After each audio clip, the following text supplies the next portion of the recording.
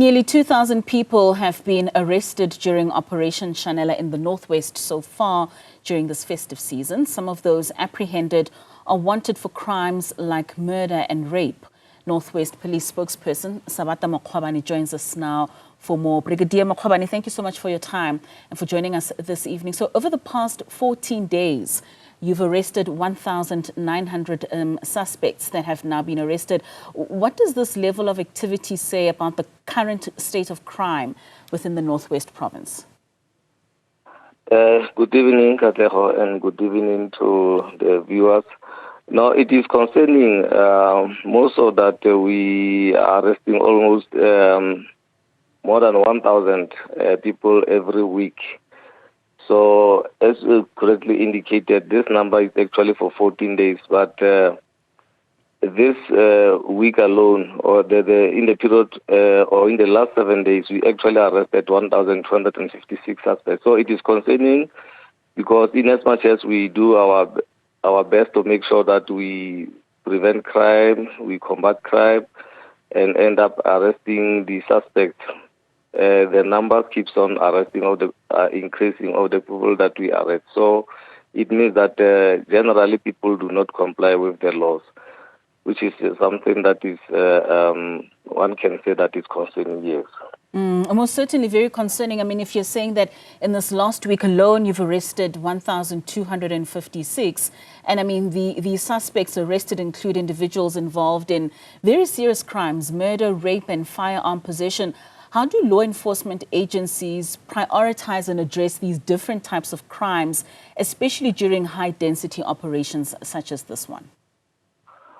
You will remember that in terms of the safer festive season framework, we are using what we call, or the framework has 10 focus areas. So we are doing this to make sure that we don't leave anything behind. So as a result, we do have people who are working or specializing in certain crimes. Like, for example, when you talk about the murders, especially those that are gender-based violence, we have the family violence, child protection, and sexual offences unit. Then you'll also have people who are working specifically with liquor-related issues, who are working with second-hand goods, who are working with firearms. We are doing this just to make sure that at the end of the day, we get deeper in terms of making sure that we deal with the problems that are associated with these particular crimes. So, but as I indicated, they continue to be committed. But that doesn't mean that they are committed because as the police, there's nothing that we are doing. We have actually intensified our operations. Even yesterday, we were operating in Stilfontein. We were operating in Ziras today. We'll still continue with operations. I'm not just talking about normal operations. I'm talking about major operations. But we are also trying to be proactive or preventative as we try to address crime in the province by engaging members of the community through various activities. So, Brigadier, you're talking about intensifying major operations. How effective are these operations in dismantling criminal networks, especially those involved in drug dealing, firearm trafficking, and many other serious offences? They are effective. It's only unfortunate that some of the results, you can't see them immediately, especially when you talk to drug-related cases, because I can tell you that in all these arrests, every week we do arrests for possession of drugs, for dealing in drugs. But then we still continue to arrest people for those particular offences. But at the end of the day, the effectiveness will be seen later when statistics are released or maybe when the cases are finalized in court. But our operations, I must tell you that they are effective, and at least we can get what we are looking for. And I must also indicate that they are not just operations for the sake of it.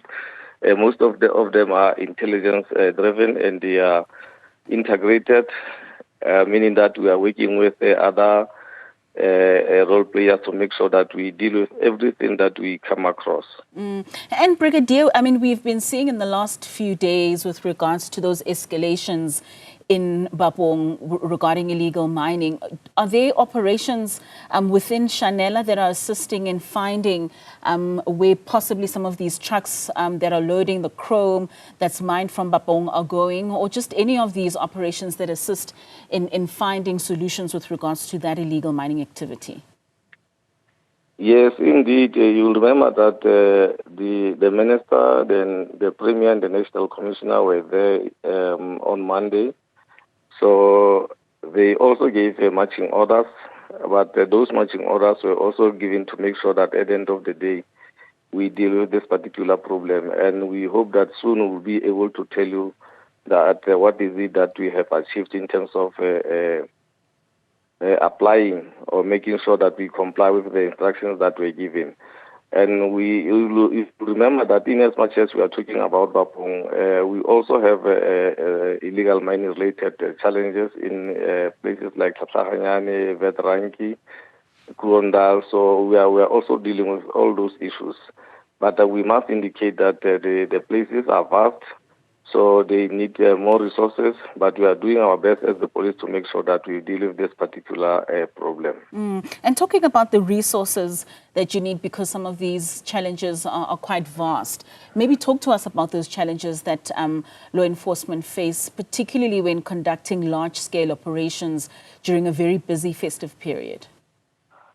No, you'll recall that by nature, we are not basically trained to deal with mining-related problems, especially where you find big holes where you need to go maybe deeper in order to make sure that you either effect arrest or do whatever that needs to be done.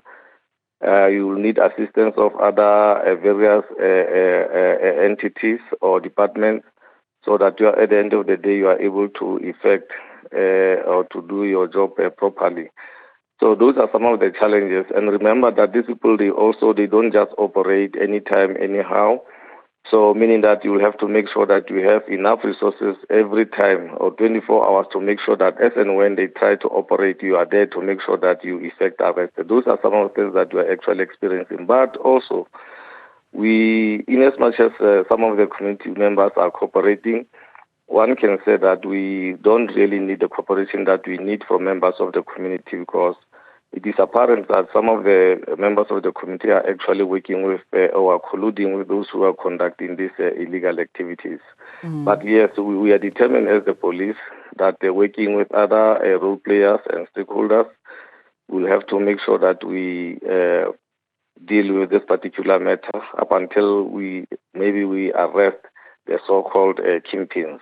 Yeah, and that's very important in getting to the very top of that value chain. So coming back to Operation Chanela, Brigadier, are there specific crime hotspots or trends that law enforcement is going to focus on in the coming few weeks of the festive holiday? And how can the community also support some of your ongoing efforts in order to reduce crime and enhance safety? Yes, we do hotspots. We have heavy crime weight stations in our province.